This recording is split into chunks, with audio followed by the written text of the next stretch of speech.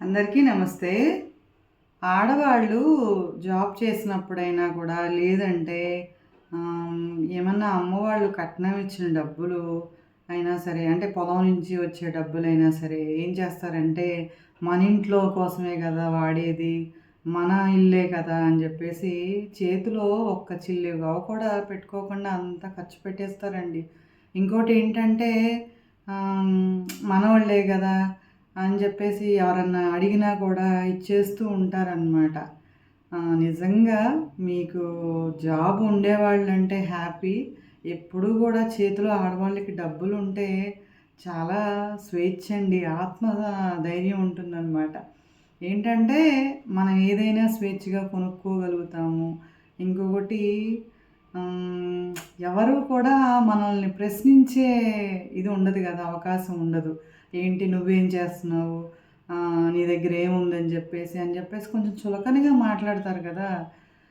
నిజంగా ఎవరైనా కూడా మన చేతిలో డబ్బు ఉంటేనే మనకి లెక్క అనేది ఉంటుంది గదా! మీరు అబ్జర్వ్ చేస్తూనే ఉంటారు.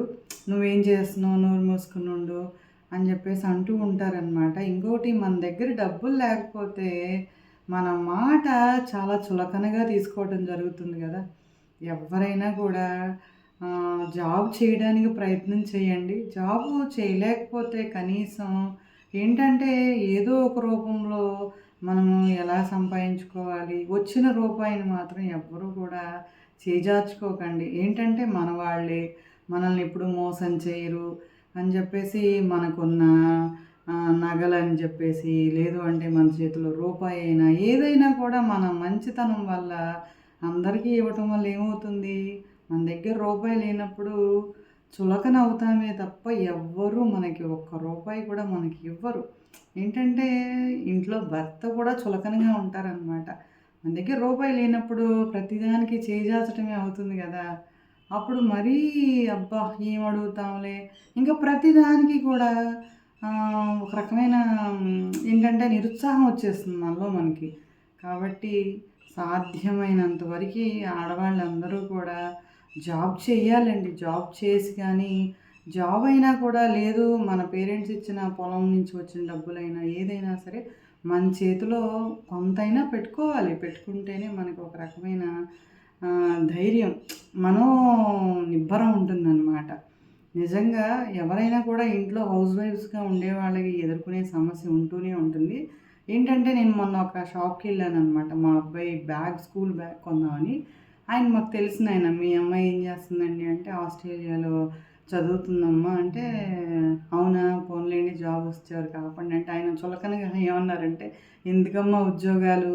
ఆళ్ళు ఉద్యోగాలంటారు, చదువులంటారు, మళ్ళీ ఎక్కువ కట్నం ఇచ్చి పెళ్ళిళ్ళు చేయాలి" అది ఇది అంటే నేనన్నాను, అయ్యో! కట్నం కాకపోయినా ఆ అమ్మాయికి చదువుకు తగ్గట్టు, ఆ అమ్మాయి ఉద్యోగానికి సరిపడా ఎవరో ఒకళ్ళు వస్తారు. అంతే తప్ప ఆ అమ్మాయి ఉద్యోగం లేకుండా మాత్రం ఉండకండి. ఉద్యోగం ఉంటే ఆ ఆడపిల్లకి ఒక ధైర్యం, ఏంటంటే ఏదైనా కూడా నేను బ్రతకగలను అనే ఒక ధైర్యం వస్తుందనమాట. నేను ఆయన చెప్తే అంతేనా మేడం అని అంటున్నారనమాట. కాబట్టి నిజంగానండి ఎవ్వరైనా కూడా సాధ్యమైనంత వరకు ఏంటంటే పిల్లలు చిన్నోళ్ళని గానీ, లేదు అంటే కొంచెం హెల్త్ ఇష్యూలని గానీ జాబ్‌లు మానేస్తూ ఉంటారనమాట. అంటే నేను కూడా మా అబ్బాయి చిన్నవాడి వల్ల జాబ్ మానేయటం జరిగింది. కానీ జాబ్ ఉంటే ఆ స్వేచ్ఛ వేరండి. ఆ స్వేచ్ఛ వేరు. ఇంకోటి ఏంటంటే రూపాయి పైసామే పరమాత్మ గదా! రూపాయి ఉంటే ఏదైనా మనకి ఏదైనా కొనుక్కోవడానికి మనకు ఒక రకమైన స్వేచ్ఛ ఉంటుంది. మనం ఎక్కడికైనా ఎళ్ళాలన్నా కూడా, దేనికైనా కూడా రూపాయి ఉండాలి. కాబట్టి ఆడవాళ్ళ చేతిలో రూపాయి ఉంటేనే బావుంటుంది. ఆడవాళ్ళు స్వేచ్ఛగా బతకగలరు అనేసి నా నమ్మకం అండి. నిజంగా మీరు కూడా డబ్బులు ఉండాలి చేతిలో అనేసి ఎవరైనా గనక అనుకున్నట్టుంటే గనక నిజంగా ఈ వీడియోకి లైక్ చేయండి. తప్పకుండా షేర్ చేయండి, సబ్స్క్రైబ్ చేయండి. ఆడవాళ్ళ చేతిలో డబ్బులు ఉండాలని మాత్రం ఖచ్చితంగా అనుకోండి. వీలైతే జాబ్ చేయండి. లేదంటే అమ్మ వాళ్ళు ఎంతో కొంత మనకి ఇస్తూ ఉంటారు కదా! ఆ రూపాయిని కొంచెం గట్టిగా చేతిలో పెట్టుకోండి. ఎప్పుడు కూడా మా ఆయనే కదా మాకు ఆస్తులున్నాయి, అయ్యున్నాయి, ఎన్ని ఆస్తులున్నానండి, మన రూపాయి మనకే స్వేచ్ఛ. ఎన్ని ఆస్తులున్నా అయి మనవి కావు. కాబట్టి ఈ జాగ్రత్తలో మాత్రం తప్పకుండా ఉండాలండి. ఆడవాళ్ళ చేతిలో డబ్బులు ఉంటేనే మనం నిజంగా మహారాణిలాగా బతుకుతాం కదా. Thank you. మీ రజని.